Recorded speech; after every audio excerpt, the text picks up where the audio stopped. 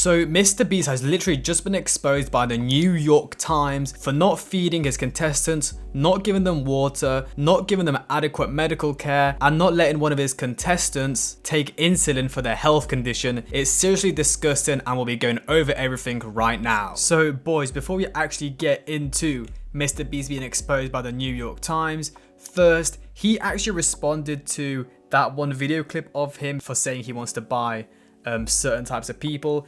If you don't know what I'm talking about, I'll just play the clip right now. Selling for $400 money.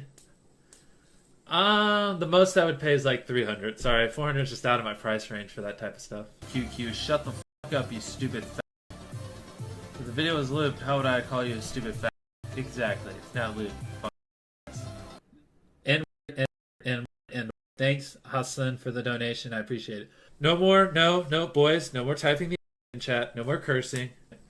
Selling 10 for $69 each. That's a steep price. I don't think you're gonna get any sales.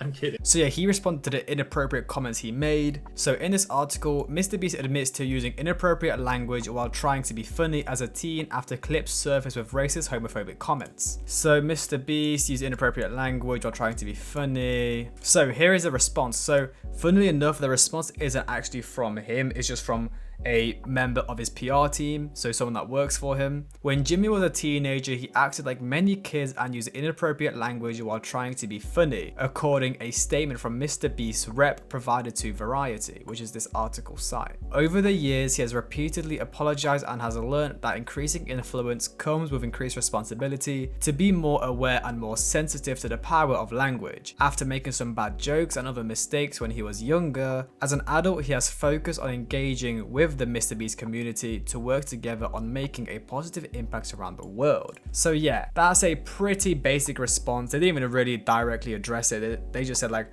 oh, sorry for making bad jokes. But honestly, I can't even blame them because MrBeast did say it when he was like very young, and it was like 10 years ago when the internet was a lot less harsh on people.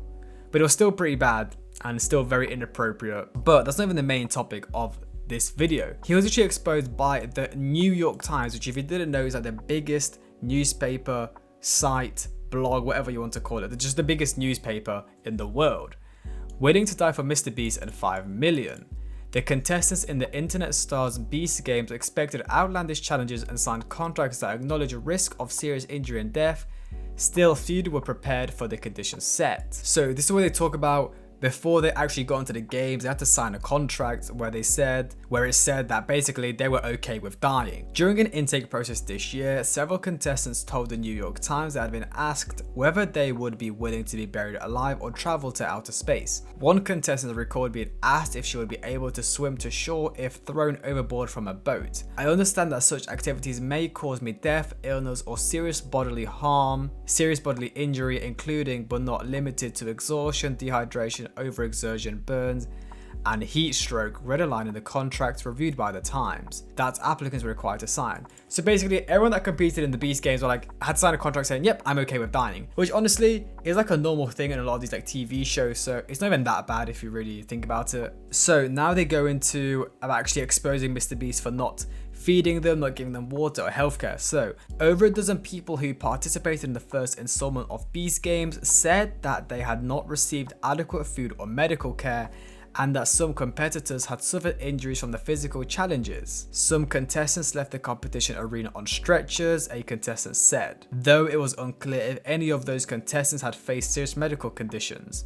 Another described watching fellow contestants vomiting and appearing to pass out. There were several hospitalizations. Jesus, imagine going to a MrBeast competition and like nearly dying. That's a sad way to go out. On your gravestone it just says, RIP, died during MrBeast Games. Yeah, I would not take that. We signed up for the show, but we didn't sign up for not being fed or watered or treated like human beings, one contestant told the Times. So this is where they actually get into the main part. The games begin. The game started earlier this year with a $5 million prize, which would be the biggest prize in streaming and television history. We were blown away by this ambition, yabba yabba yabba. Before they arrived at the stadium on July 18, the contestants had to turn in their phones and belongings, including medications. So basically all these contestants literally had nothing on them because obviously they're competing in the competition, they're not allowed to have anything on them. Right from the start, things seemed off. Some contestants said that they had originally been told that the competition would have 1,000 participants, but there was actually 2,000. Several contestants also said they had not been warned about how little they would be given to eat and how infrequently. They described going long stretches without being fed by the production. One said she had gone over 20 hours both during the games and while they were in Las Vegas before and after filming. One meal described by several contestants included a tiny portion of cold oatmeal, one hard-boiled egg, and a few pieces of raw vegetables. I'm sorry, I shouldn't be laughing, but this is like what you give to a 1-year-old toddler. Actually, I think they still drink breast milk at that point, so actually I'm lying. Meals throughout the games were small and sporadic. Contestants said it was difficult to keep track of time without watches or phones, but contestants estimated they had been fed twice a day. Once in the early morning and again in the afternoon or evening, a spokesperson for MrBeast said contestants had been offered 3 meals a day. People with food allergies and dietary restrictions said they experienced even more trouble. Before the competition, contestants filled out forms detailing their dietary needs. But several contestants said they had been served food they were allergic to and the alternatives had not been provided. So even though they asked them what allergies they have, they still gave them like nuts, even though they said they were allergic, which is just stupid and very reckless. We were treated horribly, and contestants said they took on this challenge of 2,000 competitors. They should have known they needed an enormous crew to handle this correctly. So hungry, bruised, and bleeding. Oh no, this is not good. Several contestants said that when they had sought out production staff members for assistance with medical care, food and hygiene issues, the staff members were often not helpful and appeared disorganized. Some staff members yelled and cursed at contestants, one participant said. Which honestly makes sense. If you've got 2,000 people and you're not very well equipped, then yeah, this is going to happen. But like, that's obviously MrBeast's fault, and next time they need to focus on taking care of their contestants instead of trying to make a good video out of it.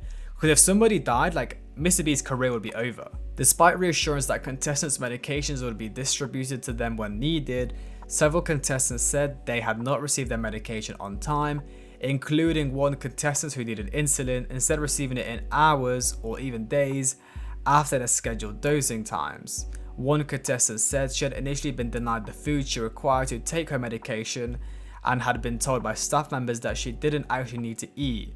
After asking repeatedly, she was given half a banana. Yeah, these people are actually being starved.